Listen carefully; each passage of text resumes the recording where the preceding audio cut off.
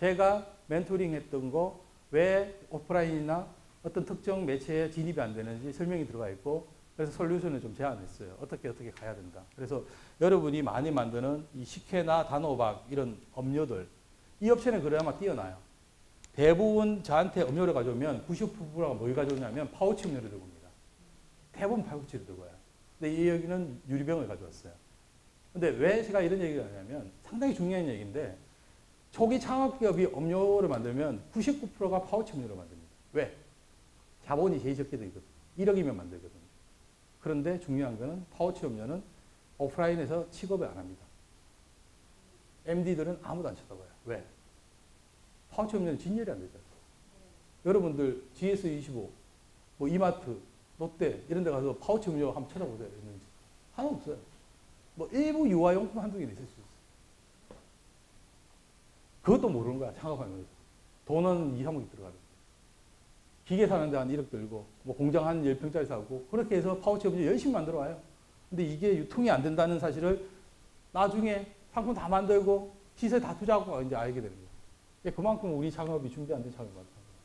근데 이분은 그나마 유리병 타입을 만들어 왔어요. 그런데도 진입이 힘들다는 결론을 제가 드렸고 그래서 어디에 집중해야 된다는 솔루션을 드렸습니다. 자, 여러분들 많이 전라도에서 많이 하는 또 아이템 중에 하나가 청이에요. 청. 도라지청, 배도라지청 뭐 이런 거 많은데 이것도 유통에서는 통용되는 상품이 아닙니다. 오프라인에서는 취급 안 해요.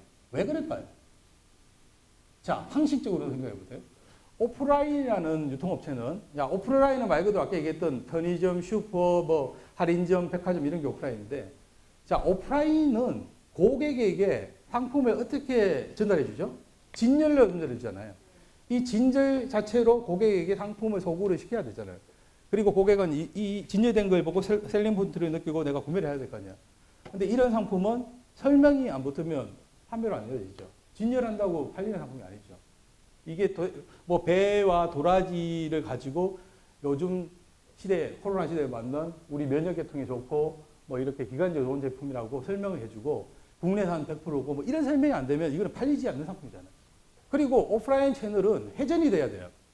상품이 진열되면 이거를 1년 내로 갖다 놓고 파는 사람 MD는 아무도 없잖아. 하루에 계속 팔려줘야 되잖아요. 그죠? 그러면 이게 회전이 돼야 된다는 얘기는 딱 진열만 해놓으면 고객이 알아서 이 상품이 뭔지 알고 이렇게 들고 가야 되잖아요. 그죠? 근데 이런 상품은 그게 안 된다는 거예요.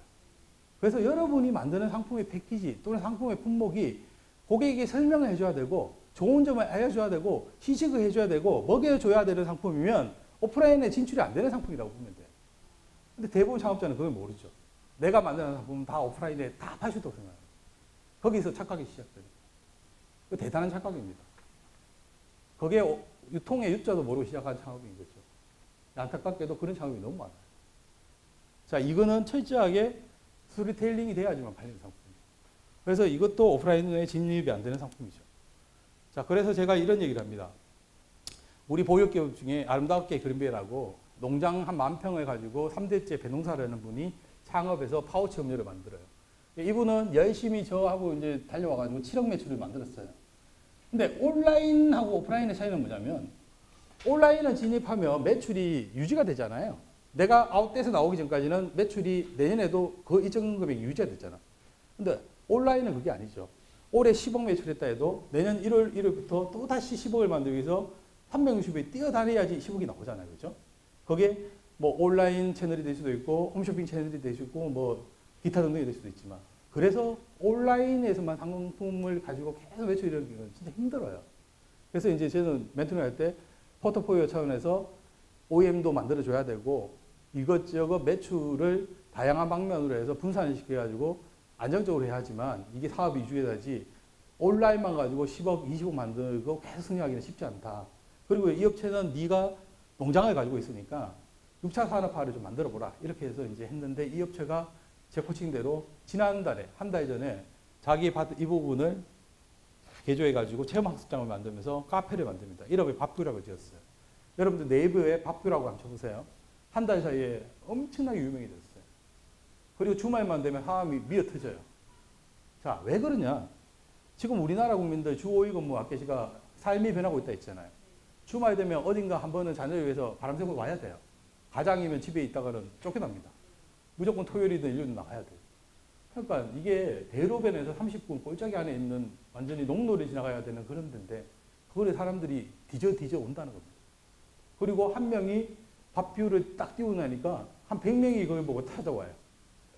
여기 1층이 원래는 체험학습장을 만들고 2층을 카페를 만들었는데 주말 되면 손님이 너무 많아서 주말 되면 1층도 이제 카페로 막 운영하고 평일에는 유치원, 초등학교, 중학교, 고등학교에서 체험학습을 오는 선순환 구조를 만들어요. 이렇게 되니까 어떤 현상이 일어나면 여기 온 고객들은 아름답게 그린비가 만든 유아용 파우치 음료를 다 한 박스씩 사가는 거야. 그러면 오프라인 매출도 자기들이 만들어내는 거죠. 선순환 구조가 되는 거죠. 사실은 6차 산업이 정부에서 많이 드라이브 거는 사업 중에 하나인데 이런 모델로 갈 때는 상당히 미래성이 있는 거예요. 여러분들 여기 고흥에 가면 고흥이 유자로 유명한데 고흥 유자는 한 10년 전에 거의 망했어요. 그런데 고흥군이 7년 전부터 뭘 도입했냐면 커피 원두를 도입했어요. 에디오피아에 가서 커피 원두를 도입해가지고 지금 한 10농가가 크게는 6,000평에서 3,000평까지 원두를 키웁니다. 근데 이걸 사람들이 알고 찾아와요. 왜? 커피 시장이 워낙 커지니까. 그러니까 주말마다 사람이 와서 우리나라에서 키우는 원두가 있네? 체험학습비가 얼마냐면 성인은 15,000원, 유아들은 9,000원이에요. 주말만 되면 이 체험학습비가 터져나오는 거예요. 자기가 커피 원두를 직접 만져보고 따고 그걸 가지고 말려서 블렌딩 해가지고 커피 한 잔 빼먹는 데까지 15,000원이 들어가니까 4시간 정도 소요되는데 사람들이 계속 오는 거예요.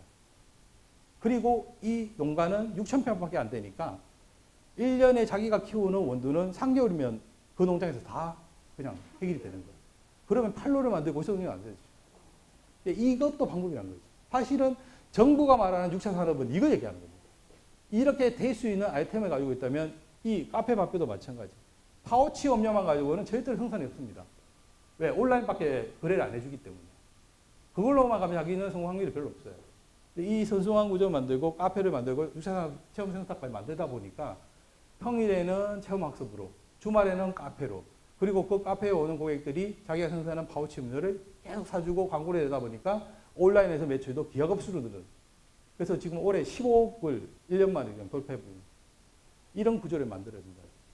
또 많이 창업하는 분야, 정가, 홍삼정가인데 이것도 똑같은 얘기입니다. 자, 자체 진열로 고객에게 3,000원, 5,000원에 팔기는 쉽지 않아요. 설명을 해줘야 되죠. 왜 5,000원에 값어치라는지. 자, 그러면 어디로 가야 된다? 온라인밖에 없다는 거죠. 오프라인에, 규격은 오프라인에 진열해놓고 팔 수 있을 거죠. 벌크에다가 딱 걸면 되니까 고리로. 그런데 5,000원이면 고객은 쉽게 돈이 가는 금액이 아니란 말이에요. 설명하고 먹이면 가겠죠. 근데 전국에 있는 우리 GS25, 그쪽 완전포에 판촉선 다 붙여가지고 판촉을 할 수는 없는 거잖아요. 현실적으로. 결국은 설명하고 이미지 뷰를 만들고 스토리를 만들어서 팔아야 되는 상품은 절대로 오프라인 쪽으로는 진출이 안 된다. 이렇게 보시면 돼요.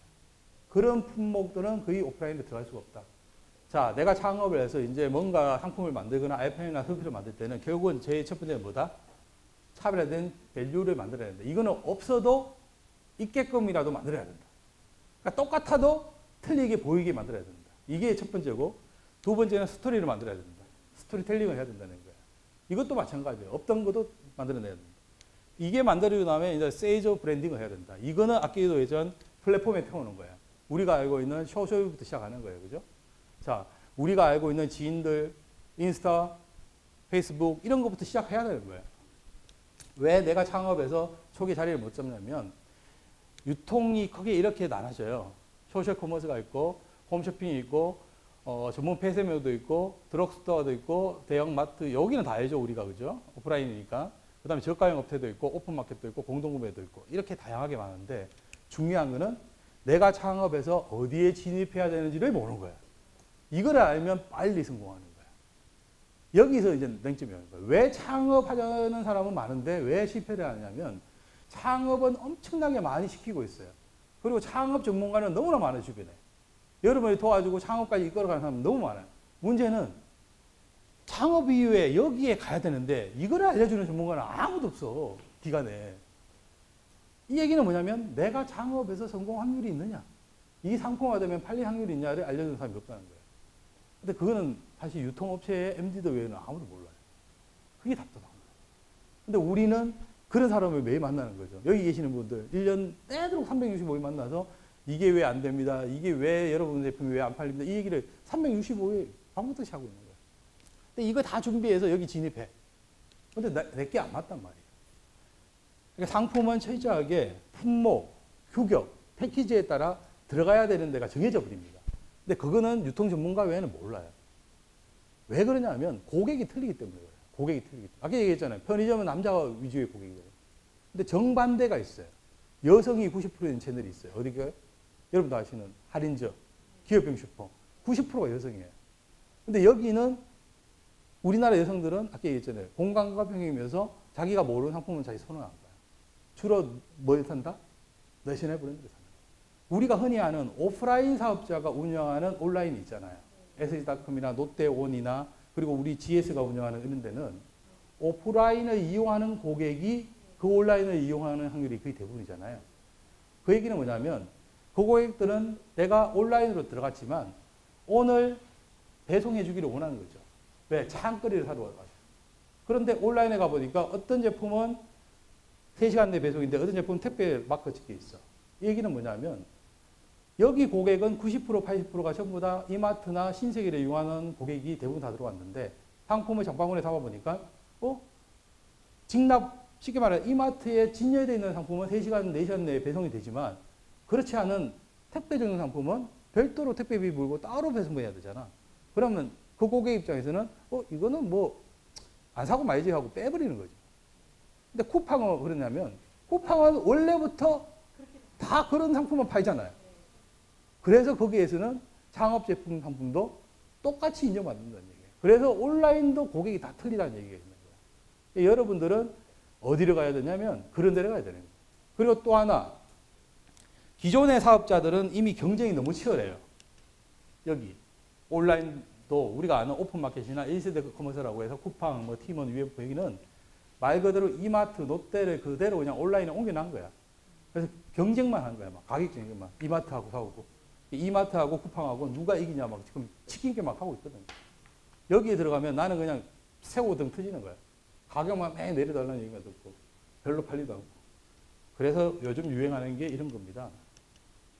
2세대 포털이라고 해가지고 여러분의 상품, 작은 상품도 돋보이게 해주는 채널이 들어있어요.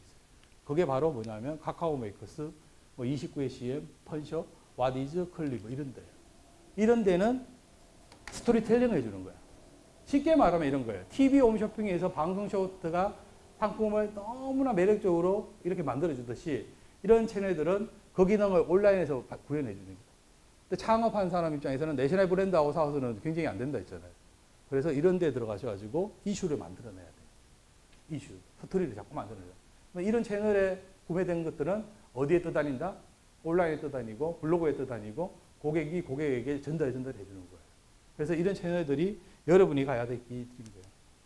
자, 미국이라는 시장에서 운동화라는 경쟁력은 상당히 창업으로서는 좋은 아이템이 아니에요. 왜? 전 세계 글로벌 모든 운동화가 미국 시장에서 다 경쟁하고 있는데 창업기업 제품이 팔릴 확률이 별로 없잖아요. 그런데 여기 업체는 2017년도에 창업해가지고 1년 만에 매출 700억 했어요. 올보저라는 신발인데 쉽게 말하면 우리가 말하는 트렌드 그리고 두 번째 스토리를 만들었어요. 어떻게 만드냐면 우리가 추구하는 가치와 미국이 추구하는 가치는 조금 틀릴 건데 미국인이 좋아하는 가치를 만들었어요. 뭐냐면 첫 번째는 운동화 소재가 양털입니다. 이 양털이라는 소재가 사람 머리카락보다 무게감이 20% 정도밖에 안 느껴지는 엄청 가벼운 소재예요. 그러다 보니까 신발을 신는데 그냥 양발 신는 느낌이에요. 첫 번째. 두 번째는 양이라는 동물이 가죽이나 털을 얻기 위해서 사육을 안 해도 되죠. 아무리 가죽을 얻기 위해서는 다 사육해야 되잖아요. 죽여야 되잖아요. 근데 이 양은 자연 사육 때까지 계속 양 털을 그냥 생산 공급해 주잖아요. 자, 미국이라는 사회에서는 동물 복지 상당히 중요한 이 스토리거든요. 자, 올보저 신발을 신으면 동물 복지에 동참하는 좋은 사람이라는 이미지를 주는 거예요. 두 번째는 이 사탕수수나 페티병을 이용해가지고 소재를 사용하는 거예요. 자, 미국이 상당히 중요한 것 중에 자연보호, 그 다음에 CEO 배출을 안 하는 기업, 자원 재활용, 이런 게 그 나라에서는 상당히 중요한 스토리인 거죠. 이걸 가지고 스토리해야 해서 올버저 신발을 신으면 동물복지에 동참하고 다운보를 해주고 CO2 배출을 하지 않는 착한 사람이라는 이미지를 주는 거야. 이걸 가지고 계속 마케팅을 공략해가지고 지금 뭐 실리콘밸리나 연예인들이 올버저 신발 3컬레, 4컬레를 안 가지고 있으면 유행에 떨어지는 사람. 이렇게 마케팅이 되었습니다. 그래서 1년 만에 700억을 달성했습니다. 이게 스토리입니다. 자, 요거는 이제 그 우리나라 최초의 벤처 캐피탈에서 이제 투자 유치하는 임정민 대표라는 분이 우리나라에서 이제 실리콘밸리에서 활동하다 우리나라 와서 이제 하면서 똑같은 얘기를 합니다. 스토리가 왜 중요한지를. 그래서 제가 그 부분만 발췌했는데, 자, 지금 시대는 하여튼 스토리 시대다. 없는 것도 끄집어내서라도 만들어내야 됩니다. 자, 스토리가 뭐냐? 야, 사진 하나 찍더라도 이런 것들을 다 고민해야 된다는 거예요. 이런 것들을.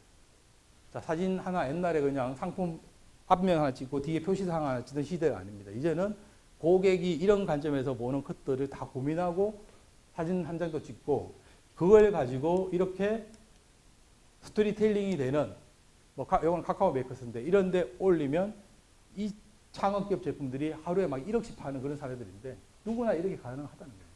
요즘은 사과 하나도 이렇게 스토리텔링 해서 올려야 돼요. 네. 그러니까 왜냐하면 고객은 온라인 시대에서는 어디에 감흥을 느끼냐면 스토리에서 감흥을 느껴요. 똑같은 사과를 보고 어디 판단한다? 스토리가 좋은 업체. 그러면 여기서 결론이 나오죠. 여러분이 뭐 준비했다? 스토리텔링, 댓글 작업, 별점 올리는 이 3가지 작업을 온라인에서 해주셔야 되는 거예요. 단순히 진여만 해서는 제대로 안 팔립니다. 만개의 레시피라는 회원이 한 20만 명밖에 안 되는 이런 사이트에서 또 호딱백숙이라는 우리 HMR이죠. 만들어서 파는 이 상품을 이 업체가 이 많은 온라인 채널에 무수히 올렸는데도 거래가 안 됐어요. 거의 뭐 하루에 1개 팔리고 2개 팔리고. 노출도 안 되고 뭐. 이 제품이 있는지 누가 알겠습니까? 아무도 모르죠. 근데 이 만개의 레시피도 똑같이 홈쇼핑의 기능을 이게 온라인 웹에서 구현을 하다 보니까 고객이 이 제품에 대한 스토리를 듣고 어떻게 만들어진 과정 다 보고 어떤 제품을 사용해서 이게 오딱이 돼 있다는 걸 아니까 우리 아까 제가 말씀드린 비비고 육개장처럼 구매로 연결되는 거예요. 하루에 3천만 원, 4천만 원씩 받는 그런 사례들. 여러분이 창업에서 가장 빨리 성공하는 방법은 유통 MD를 빨리 찾아가지고 내가 어디에 집중해야 되고 어디에 솔루션을 내야 되는지를 빨리 캐치하는 게 제일 빠른 방법이에요. 또 하나 최근에 유행하는 채널인데 여러분 제품이 이제 충분히 설명을 해줘야 되는 그런 제품이라면 그립이라는 채널이 요즘 유행이 있어요. 여기는 이제 우리 연예인들, 뭐 코미디언이나 우리 뭐 강예빈 씨 이런 연예인들이 쉽게 말하면 TV 홈쇼핑처럼 쇼호스트 역할을 하면서 온라인 모바일에서 웹을 만들어서 소개를 하는 거예요. 상품을. 그러니까 어떻게 보면 TV 홈쇼핑 기능이 그냥 그립이라는 웹 채널에 들어가 있는 거예요. 그러다 보니까 아무리 이름 없는 업체도 상품이 좋으면 뭐 1시간에 2억씩, 3억씩 막 팔리는 사례들이 나오기 시작하는 거예요. 그러면 여러분이 가야 될 채널은 다른 채널로 가야 됩니다. 고객을 만나서 소통할 수 있는 채널. 내 상품을 충분히 어필하고 소개해주고 스토리텔링을 전달할 수 있는 채널.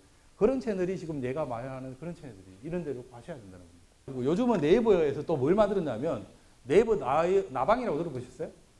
라이브 방송이라고? 이제 스톱함이 아니라 라이브 방송 기능이 들어가 있는 또 채널도 만들었어요. 오픈한 지 지금 2달도 안 됐는데 지금 8만 명이 지금 거래를 하고 있고 취급고가 벌써 2조를 돌파했다고 하죠. 그거는 왜 그럴까요?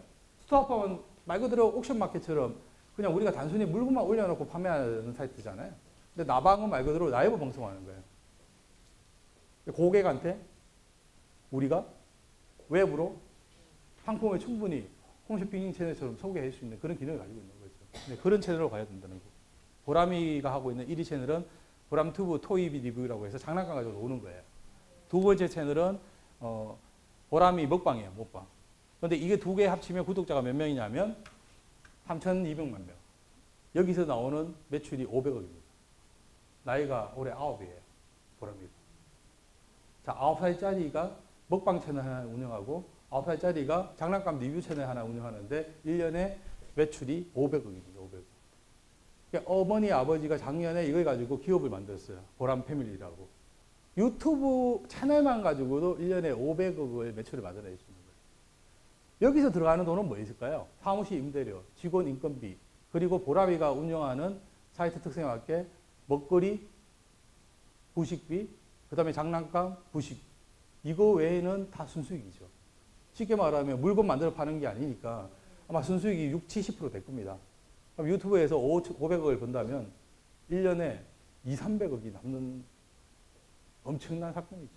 뒤에 똑같은 사례가 또 있는데 박말래 할머니라고 욕쟁이 할머니라고 유명한 분이 있어요.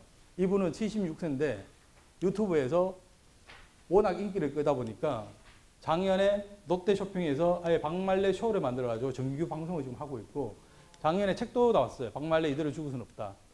그리고 네이버에 보시면 박말래 레시피라고 실제 한번 쳐보세요.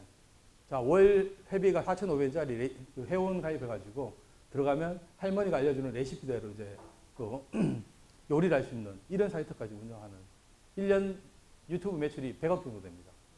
여러분이 단지 이 시대의 트렌드와 이 시대의 고객과 이 시대의 플랫폼을 이해를 못하고 있었기 때문에 못하고 있는 거예요.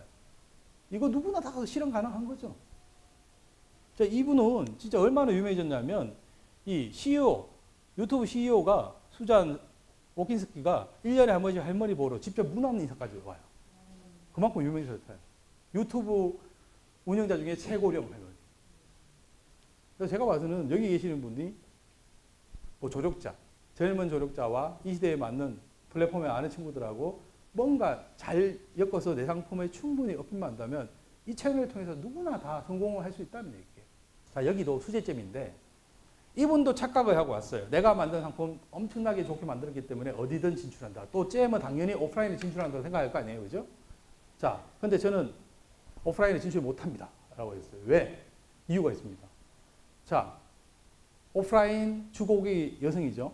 우리나라 여성들 90%는 전부 내셔널 브랜드 공장에서 만드는 잼. 물론 상품이 좋다 안 좋다를 떠나가지고 공장 잼의 가격이 다 알아요.